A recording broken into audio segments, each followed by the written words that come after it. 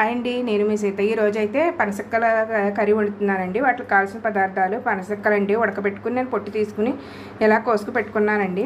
ఉల్లిపాయ ముక్కలు, పచ్చిమిర్చి, కొత్తిమీర, ఉప్పు, పసుపు, కారం, ధనియాల పొడి, చికెన్ మసాలా, జీలకర్ర పేస్ట్ అండి. ఇందులో పాలు పోస్తానండి. వాటర్ బాండి పెట్టుకున్నాను.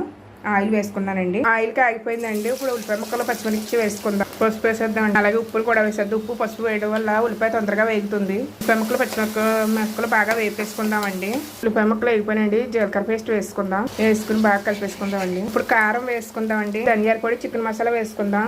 బాగా కలిపేసుకోవచ్చండి. ఉడకబెట్టుకున్న పనసక్కలను కూడా వేసుకుందామండి. బాగా కలిపేసుకుందాం. బాగా వేగిపోయినండి. ఇప్పుడు పాలు పోసుకుందామండి. పాలు పోసుకుని బాగా కలిపేసుకుందామండి. దగ్గర పడేదాకా వండుద్దాం. ఎలా అయితే ఉడుకుతుందండి కర్రీ, ఆయిల్ అంతా పైకి వచ్చేదాకా వండుద్దాం. అంతేనండి, అయిపోయింది. ఇప్పుడు కొత్తిమీర చల్లేసుకుందామండి.